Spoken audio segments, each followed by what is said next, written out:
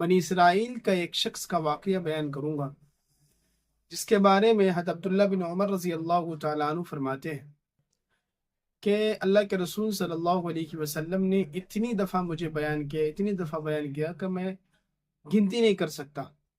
اللہ کے رسول صلی اللہ علیہ وسلم نے بنی اسرائیل کے ایک شخص کے واقعے کا ذکر کیا کہ بنی اسرائیل میں ایک شخص تھا جس کا نام تھا کفل۔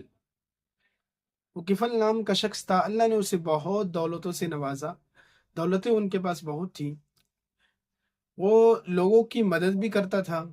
لیکن ایک وقت ایسا آیا، ایک گھڑی ایسا آیا کہ ایک عورت ان کے پاس آئی مدد مانگنے کے لیے، کیونکہ وہ عورت کئی دنوں سے بھوکی تھی۔ وہ عورت کفل کے پاس آتی ہے اور آ کر کہتی ہے کہ مجھے میرے بچوں کے لیے کچھ کھانا چاہیے، کچھ روٹی چاہیے۔ کفل جب اس عورت کو دیکھتا ہے تو وہ اتنی زیادہ خوبصورت ہوتی ہے کہ کفل کا اس پر دل آ جاتا ہے۔ کفل کہتا ہے کہ دیکھو، میں تمہیں کھانا دوں گا، پیسے بھی دوں گا، دولت بھی دوں گا، لیکن ایک شرط ہے کہ تمہیں سب سے پہلے میرے ساتھ سونا پڑے گا۔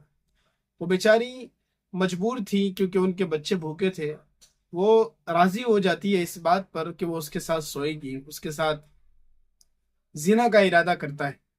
تو عورت کہتی ہے کہ ٹھیک ہے، ہم آپ کے ساتھ اس بات پر تیار ہیں، راضی ہیں۔ اس کے بعد کفل کے پاس، جب کفل کے روم میں وہ آتی ہے اور آنے کے بعد جب کفل اس کے پاس جاتا ہے تو وہ بہت زور زور سے رونے لگتی ہے۔ جب رونے لگتی ہے تو کفل اس سے پوچھتا ہے کہ کیا بات ہے، میں نے تمہارے ساتھ تو زبردستی نہیں کیا، میں نے تو تمہیں ایسا نہیں کہ زبردستی کہا کہ میرے پاس آؤ، تم اپنے مرضی سے آئی ہو، اپنی خواہش سے آئی ہو، پھر رو کیوں رہی ہو؟ عورت کہتی ہے کہ میری زندگی میں سب سے پہلا مرتبہ ایسا ہے کہ میں کسی غیر محرم مرد کے پاس آ رہی ہوں۔ میں نے کبھی اپنی زندگی میں کبھی ایسا نہیں کیا، میں کسی غیر محرم مرد کے پاس نہیں آئی۔ تو کفل نے اس کے آنسو کو دیکھ کر، اس کے تڑپ کو دیکھ کر اس کے دل میں رحم آیا اور اس نے اس عورت کو چھوڑ دیا۔ جب کفل نے اس عورت کو رونا دیکھا تو کفل بھی سہم گیا، ڈر سا گیا، اس کے دل میں ڈر آ گیا کہ میں بھی اللہ کا بندہ ہوں، مجھے اللہ نے دولتوں سے نوازا ہے، لیکن یہ غریب عورت ہے جس کے پاس کھانے کے لیے نہیں ہے، پھر بھی اس کے دل میں اللہ کی اتنی ڈر ہے۔ تو کفل بھی ڈرا اور کفل نے اسی وقت اس کو مال و دولت دیا اور سارے کھانے پینے کا سامان دیا اور اسے واپس بھیج دیا۔ اور اس کے بعد کفل نے اللہ کے سامنے توبہ کی۔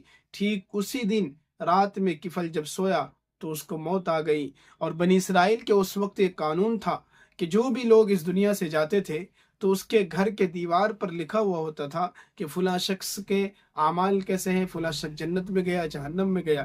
تو کفل کے بارے میں مشہور تھا کہ کفل بہت بڑا عیاش ہے، بہت بڑا گنہگار ہے، اس کے بارے میں سارے لوگ کہتے کہ جہنم میں جائے گا، لیکن جب صبح ہو کر لوگوں نے دیکھا تو اوپر میں لکھا ہوا تھا کہ کفل جنتی ہے۔ کفل نے اللہ سے توبہ کیا، اللہ نے اس کے گناہوں کو معاف کر دیا۔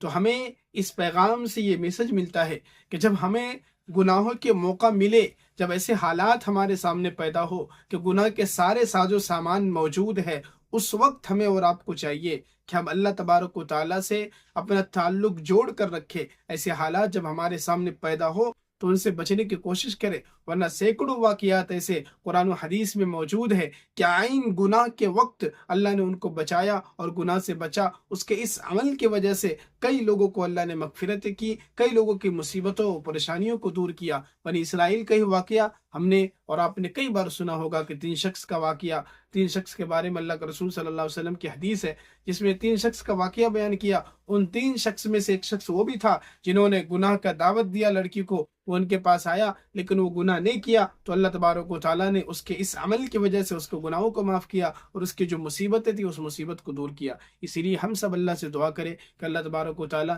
اس پرفتن دور میں ہم سب کو گناہوں سے بچا کر کے رکھے، ہم سب کو اللہ تبارک و تعالیٰ ہم سب سے ایسے اعمال کرائے جس سے اللہ راضی ہو، ایسے اعمال کرائے جس کو اللہ اور اس کے رسول صلی اللہ علیہ وسلم نے ہم مسلمانوں کو کرنے کا حکم دیا ہے۔ دعا کرے اللہ تبارک و تعالیٰ مجھے اور آپ کو کہنے سننے سے زیادہ عمل کرنے کی توفیق عطا فرمائے۔ آمین۔ وآخر دعوانا ان الحمد للہ رب العالمین۔